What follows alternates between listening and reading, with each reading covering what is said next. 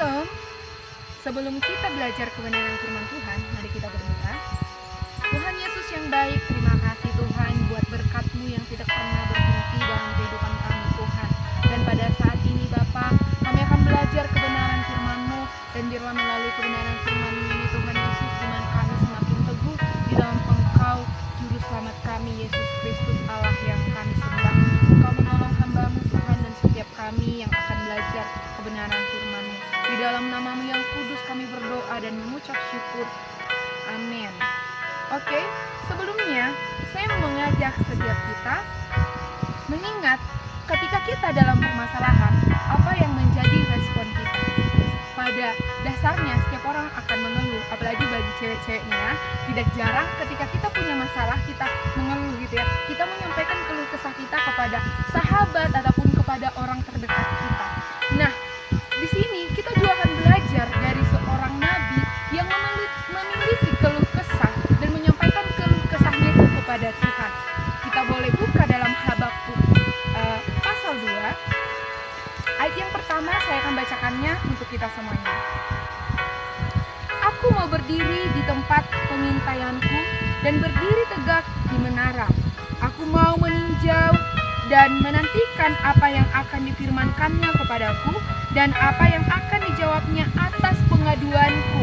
Jadi di sini Nabi Habakuk mengatakan, aku akan berdiri, aku akan menantikan apa yang menjadi jawaban Tuhan atas pengaduanku. Karena sebelumnya di pasal yang pertama, di situ kita boleh melihat bahwa Nabi Habakuk mengeluh, bahwa Nabi Habakuk menyampaikan keluhannya, melihat apa yang dilihatnya itu disampaikan kepada Tuhan. Tuhan, ini seolah-olah tidak adil Tuhan.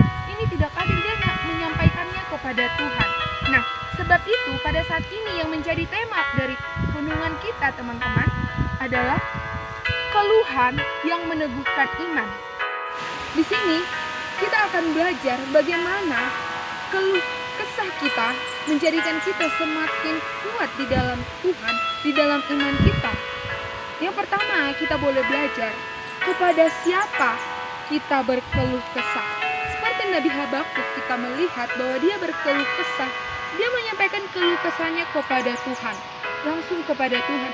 Bukan berarti ketika dia memiliki pergumulan, apa yang tidak benar di hadapannya, dia langsung lari gitu ya, atau dia langsung tidak percaya kepada Tuhan. Dia tetap datang kepada Tuhan, menyampaikan keluh kesahnya kepada Tuhan. Nah, yang kedua, kita boleh belajar dari Nabi Habakuk. Dia jujur menyampaikan keluh kesahnya ini, dia apa adanya di hadapan Tuhan. Apa yang dia rasakan, bahkan ketika dia menyatakan di pasal pertama, Tuhan, ini tidak adil, dan dia menyampaikannya. Begitu juga dengan kita. Ketika kita memiliki permasalahan, apakah kita sudah jujur di hadapan Tuhan? Dan mungkin kita bisa juga cerita kepada orang yang kita percaya ataupun kepada konselor, tapi perlu kita perhatikan, kita harus jujur. Kejujuran kita ini, kita akan menemukan apa yang menjadi permasalahan kita dan apa yang menjadi jawaban atau apa yang bisa menyelesaikan permasalahan kita ini.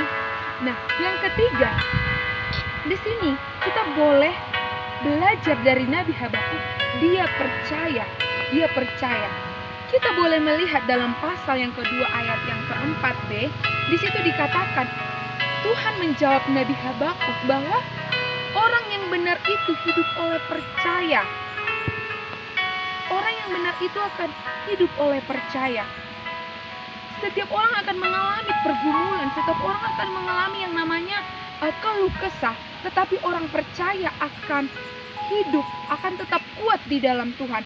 Nah, di sini kita akan tetap belajar dari Nabi Habakuk.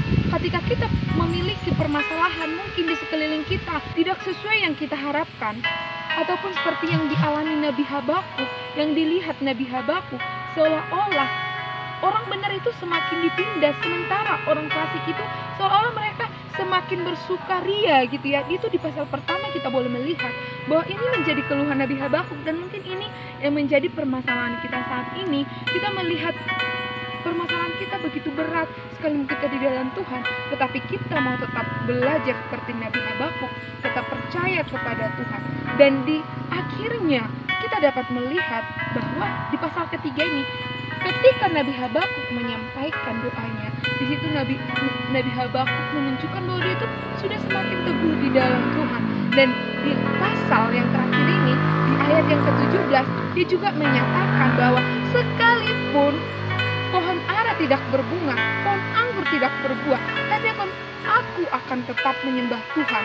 Aku akan tetap beria-ria bersorak-sorak menyembah Tuhan. Di sini menunjukkan bahwa Nabi Habakuk memiliki iman yang semakin teguh di dalam Tuhan. Pertama-tama dia berkeluh kesah, tetapi ketika dia jujur di hadapan Tuhan, menyampaikan setiap keluh kesahnya, dia semakin diteguhkan, semakin memiliki iman yang teguh di dalam Yesus Kristus. Dan marilah kita seperti Nabi Habakuk, sekalipun kita di tengah permasalahan, seberat apapun yang kita alami, kita jujur di hadapan Tuhan, kita menyampaikan keluh kesah kita, dan kita tetap percaya sehingga iman kita tetap teguh di dalam Tuhan. Terima kasih, Shalom, Tuhan Yesus memberkati.